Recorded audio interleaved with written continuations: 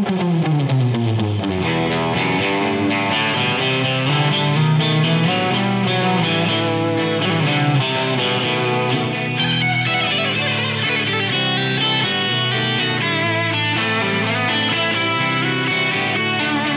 it's Tim Pierce. Here's a clip from one of my online courses. Click the link below for more info. Thanks so much for your comments and your support. Let's get started. I start with a, and you know, I kind of wanted to do a super fast one, but that sounds campy to me sometimes. So this is just a more, just kind of, you know, hanging out and kind of walking down. And I walked down from an A note up here. I actually would have liked to have done a B, but the neck actually hits the body so early here that I actually couldn't get my hand all the way up there. So it was comfortable for me to drop from the A here. And I just do it, you know, just walking down into the downbeat.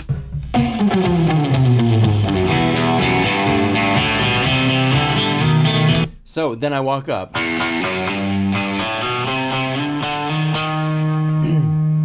That's very similar to Walk, Don't Run.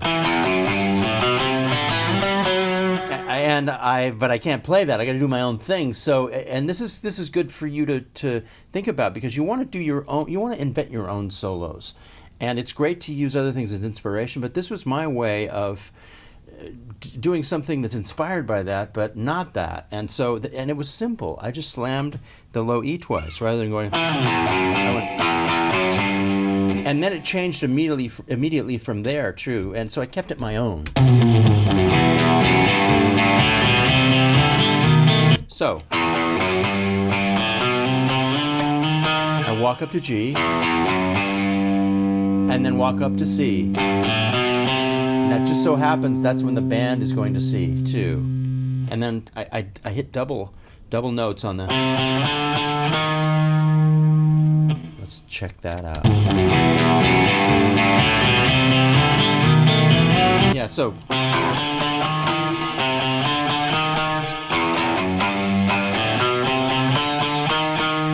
And then I walk up the E minor scale. So this is really necessary.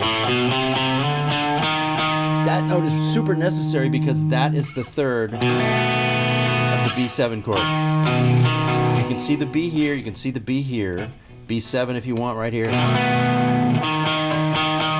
But that has to be inserted in that spot, you know,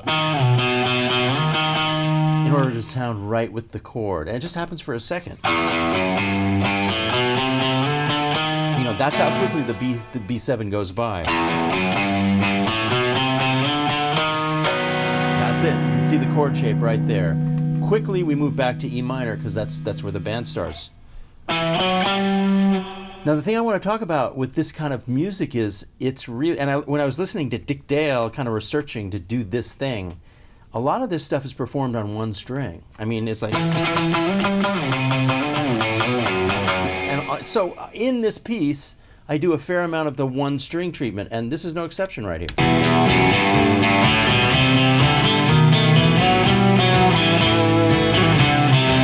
So this is all on the A string.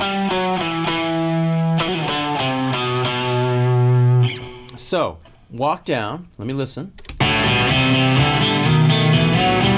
Walk up and walk down in E minor.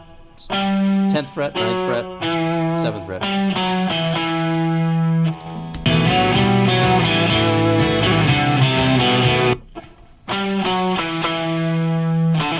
Let's see what happens. Yeah. And that's cool to me because it's quite a spread, you know, whole step, whole step, whole step, whole step. There's 4 whole steps going here on this A string, which is about as many as you can get in one scale. Let's listen to what happens.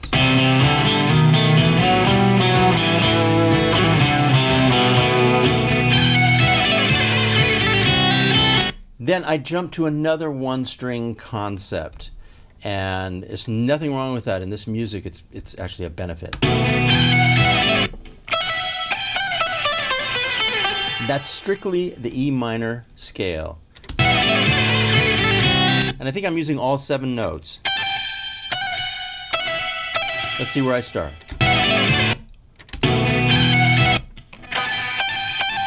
Up here, 15. And it's a hammer-on and pull-off, and it's really quick. This is not that hard to do. And if you can't do it fast, just do it slow for a little while.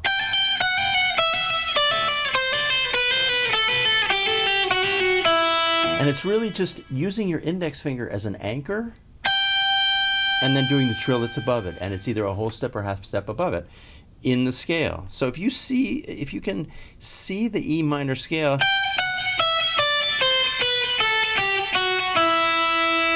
which is the same as, or in any position,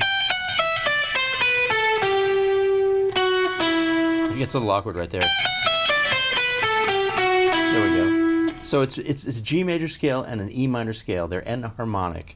So I'm just doing the scale on one string. So I'm going to walk down, index finger at 15, 14, 12, 10, 8, 7, 5, 3, 2.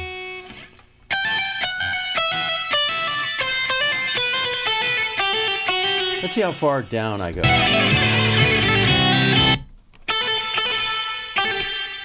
I think I stopped right there. I'm just going so fast, it's hard to know.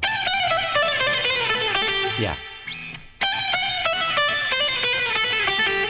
There's 8 of these, so that makes it easier to remember. It's 1, 2, 3, 4, 5, 6, 7, 8. It's symmetrical, it's even. So you're doing a whole step hammer-on pull-off here at 15. You're doing a half step hammer-on pull-off at 14. Another whole step at 12.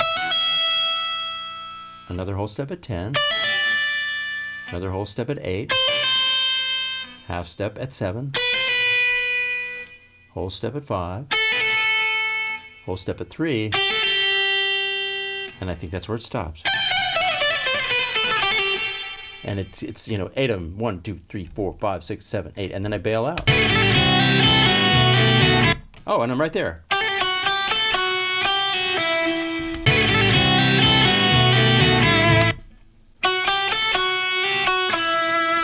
It sounds like I used the bar. I'll have to check the film. Oh yeah, definitely. So what that is fret 2 to fret 3 to fret 5. Another hammer-on pull-off at 2. And then grab the bar at fret 5 on string 2. So, slowly, starting up here at 15.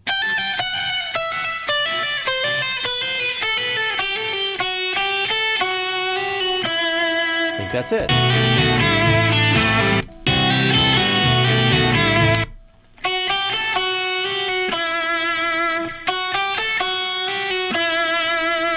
And I didn't get much of a chance in this solo to use the bar until that moment. And you just have to scoop it up with your hand. If you got one of these things, a Bigsby or whatever, a Strat, whatever, with the wang bar, it's good to use it once in a while in a piece like this because it's part of the sound. So let me try and do the whole thing. Let me go back to the top and just refresh. Yeah.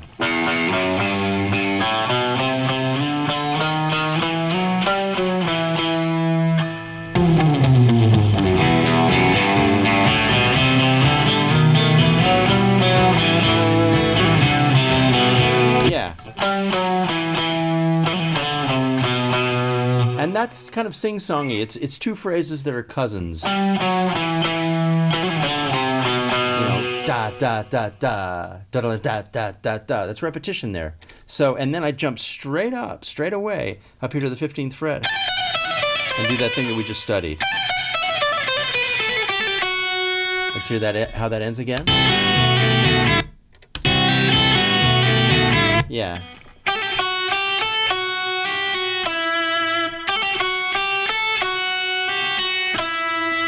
And then grab the bar, if you've got one, and shake it hard.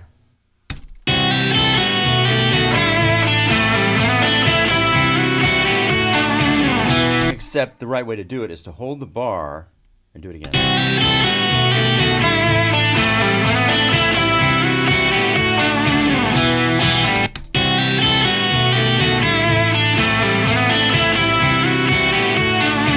really, I did it here.